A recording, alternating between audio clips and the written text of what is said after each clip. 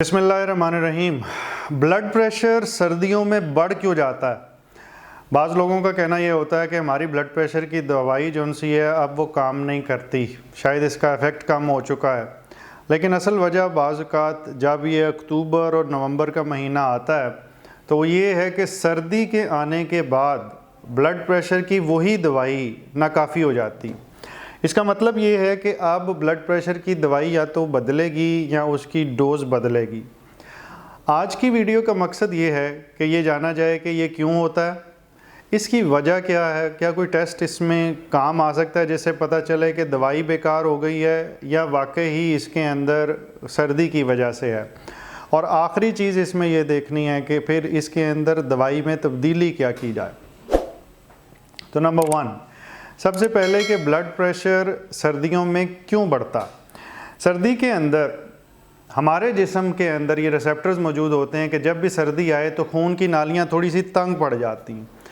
ये एक natural phenomena है और इसकी एग्जांपल अगर आपने याद करनी है तो आप याद करें कि वो मूवीज़ जो आप देखते हैं जिसमें बर्फ़ के अंदर कुछ लोग ट्रैवल कर रहे होते हैं तो उनको फ्रॉस्ट बाइट या बर्फ़ की वजह से उनके जैसे पाँव हैं वो शल हो जाते हैं, उनकी उंगलियां तक काटनी पड़ सकती हैं। उसकी वजह यह कि खून की नालियां इतनी तंग हो जाती हैं सर्दी की वजह से कि वहाँ की खून की सप्लाई कट ऑफ हो जाती है और इसकी वजह से बाज़ वो जिस्म के हिस्से या उंगलियां, ख़ास तौर पे पाँव की उंगलियां, वो बिल्कुल बेकार भी हो सकती हैं। इसी की माइल्डर फॉर्म कह लीजिए कि जब सर्दी आती है तो हमारे जिस्म में इतनी शिद्दत से आम तौर पे खून की नालियाँ तंग तो नहीं होती लेकिन थोड़ी थोड़ी खून की नालियाँ जनरलाइज तंग हो जाती हैं। इससे जब ब्लड प्रेशर उन तंग खून की नालियों से गुज़रता है तो प्रेशर ज़्यादा महसूस होता है। और इसकी एग्जांपल मैं पहले भी दे चुका हूँ कि अगर आप कभी अपने बाग में पानी दे रहे हो तो उसकी अगर पाइप जो सी है पानी जिससे आप दे रहे हैं आप उसका मुँह चिपका दें तो उसका पानी दूर जाके गिरना शुरू होता है, उसका प्रेशर बढ़ जाता है। इसी तरह पूरे जिस्म की खून की नालियों के साथ जब ऐसा होता है तो इसको ब्लड प्रेशर की ज़्यादती कहते हैं। पहले उसी दवाई के ऊपर 120-80 ब्लड प्रेशर चल रहा होता है, फिर वो 140-80 या 150-100 या इससे ऊपर भी जाना शुरू होता। हर इंसान का ब्लड प्रेशर ऊपर नहीं जाता सर्दी की वजह से, उन लोगों का जाता है जिनकी ब्लड प्रेशर की ख़ास किस्म होती है जिसे को हम सॉल्ट सेंसिटिव हाइपरटेंशन कहते हैं। ये वो लोग हैं जिनकी सर्दी में ना सिर्फ खून की नालियाँ तंग होती हैं बल्कि इसके नतीजे में जिस्म में सिंपैथेटिक स्टिमुलेशन बढ़ती है, असाबी निज़ाम का एक ख़ास साइड बढ़ती है और उसकी वजह से हमारे ब्रेन से सिग्नल जाते हैं और खून की नालियाँ तंग करते हैं और गुर्दे को जाके एक ख़ास रिसेप्टर पे कहते हैं कि सोडियम जिस्म के अंदर ज़्यादा रखो, तो सोडियम भी जिस्म में रिटेन होना शुरू हो जाता। तो दो चीज़ें ख़राब हो जाती हैं, एक तो नमक जिस्म से बाहर जाना कम हो जाता है और दूसरे नंबर पे सर्दी से नालियाँ तंग होती हैं। तीसरी प्रॉब्लम ये होती है कि सर्दियों में जब आ जाती है सर्दी तो लोग पानी का इस्तेमाल थोड़ा सा कम कर देते हैं इस डर से कि बार बार यूरिन के लिए जाना पड़ेगा और ठंडे पानी से सफाई करनी पड़ेगी।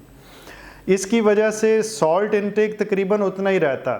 फ़र्ज़ कीजिए कि गर्मियों में कोई इतना नमक खाता है तो साथ वो पानी भी ढेर सारा ले रहा होता है और वो पसीने से भी निकल जाता है और पेशाब के रास्ते भी निकल जाता।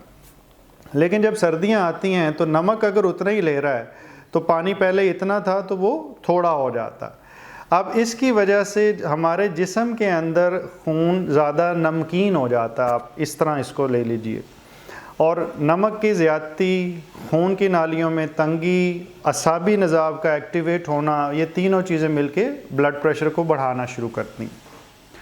अब फ़र्ज़ करिए किसी भी वजह से ये हो गया, ब्लड प्रेशर जो सा है वो ज़्यादा हो चुका, कोई ऐसा टेस्ट है जिसके ज़रिए हम कंफर्म कर सकें कि ये ब्लड प्रेशर की दवाई बेकार हो गई या ये सर्दी की वजह से हुआ?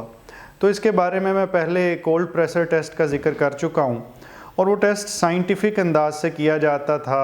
अब उसको क्लिनिकली करने के बारे में बिल्कुल रिकमेंड नहीं किया जाता और ना ही मैं किसी इंसान को रिकमेंड करता हूँ कि आपने अगर चेक करना है कि मेरा ब्लड प्रेशर सर्दी में बढ़ेगा तो अपने पाँव ठंडे, अपने हाथ जो उनसे वो किसी ठंडे पानी में थोड़ी देर के लिए डुबोएं, बीपी बढ़ जाए तो आपका सर्दियों में ब्लड प्रेशर बढ़ेगा। इससे पता तो चल सकता है, लेकिन इससे आपकी ट्रीटमेंट में कोई ख़ास फ़र्क नहीं पड़ेगा। जब भी बीपी बढ़ना है, दवाई में फ़र्क आना है या डोज़ में फ़र्क आना, तो डायरेक्टली उसी चीज़ की तरफ चले जाते।